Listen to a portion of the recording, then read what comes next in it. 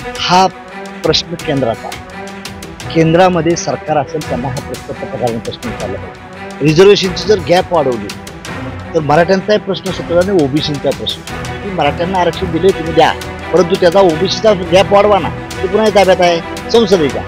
आमच्या पक्षाची संसदेत सत्ता येऊ द्या. जिसकी जितनी संख्या भारी उसकी उतनी भागीदारी. सर्व समाजाला नाही देणार. आज संभाजीनगरात विविध पक्षाच्या नेत्यांची आणि शेतकरी नेत्यांची एक बैठक झाली आणि त्या बैठकीमध्ये मुंबईला धडक मोर्चा नेण्याचा त्यांचा निर्णय झालेला आहे. आपल्यासोबत रासप पक्षाचे अध्यक्ष महादेवजी जानकर साहेब आहेत.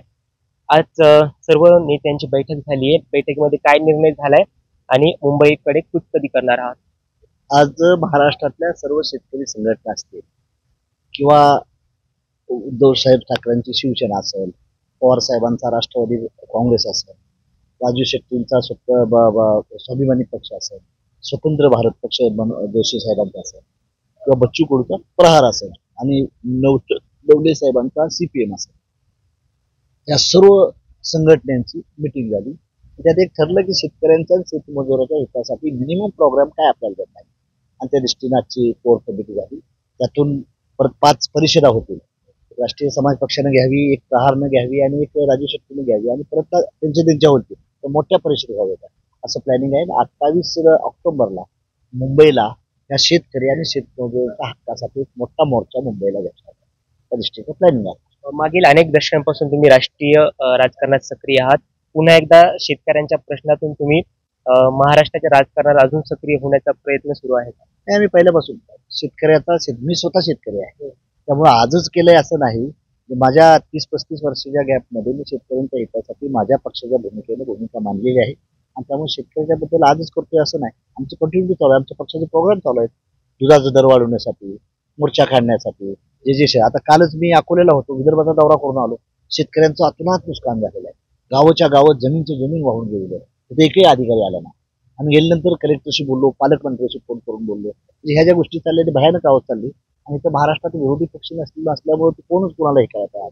आम्ही ही जनतेची ताकद वाढवण्याचा प्रयत्न करतो. पण मागील अनेक दशकांपासून शेतकऱ्यांचे तेच प्रश्न आहेत. त्याच प्रश्नासाठी पुन्हा रस्त्यावर उतरावं लागते. म्हणजे इतक्या वर्षापासून ते प्रश्न का सुटत नाही, त्याचे कारण काय तुम्हाला वाटतात? ते काय होते, शेतकऱ्यांनी देखील समजून चाललं पाहिजे खरं काय खोटं काय आहे. तिथं काय होते, आमच्या इलेक्शन आलं का मनी माफियाचा वापर केला जातो, परत EVMचा वापर केला जातो आणि ह्यामुळे हे खोटं असलं तर इटून न्या, त्यात ते यशस्वी होतात. तुम्हा पत्रकारांना देखील आमची विनंती आहे, आमचं जर सत्य असेलच तुम्ही दाखवा. ह्यांचं बी काय म्हणणं आहे ते दाखवलं पाहिजे. ही गोष्ट लक्षात ठेवली पाहिजे. जसं काय चलती का नाम गाडी, आम्ही आंदोलन करतो, शेतकरी जाऊन पळून जाऊन बसतात, परत म्हणाला तुम्ही काय करता. म्हणून जनतेनं देखील शान झालं पाहिजे. न विकणारा समाज तयार झाला तर न विकणारा नेता तयार होईल. जनता जर म्हणत असेल बाबा गावात जाण्यास करतो, म्हणून माझी विनंती आहे, शेतकरी असतील, शेतमजूर असतील, तुम्ही मताच्या दृष्टीने विचार करावा, चिंतन करावं. आम्ही म्हणत नाही, आमचं बी चुकत असेल तर आम्हाला त्यांनी हे केलं पाहिजे आणि त्या दृष्टीने हे होत गेलं. सरकार जर शेतकऱ्याच्या हिताची आली पूर्ण तर हे होणार नाही, प्रश्न निघतील. पण मराठा आरक्षणासाठी मनोज जरांगे पुन्हा मुंबईला जाणार आहात. तुम्ही एक OBC नेतृत्व म्हणून समोर येता. तुम्ही या सगळ्या मोर्चाकडे, आंदोलनाकडे कशा प्रकारे बघता आणि याच्या आधी तुम्ही मनोज जरांगे यांची भेट घेतली का आणि पुन्हा घेणार आहात का? मी ज्यावेळेस त्यांनी सुरू केलं जरांगे साहेबांनी त्यावेळेस भेट घेतली त्यानंतर. माझं एक म्हणणं आहे, हा प्रश्न केंद्राचा आहे. केंद्रामध्ये सरकार असेल त्यांना हा पत्रकारांनी प्रश्न विचारला पाहिजे.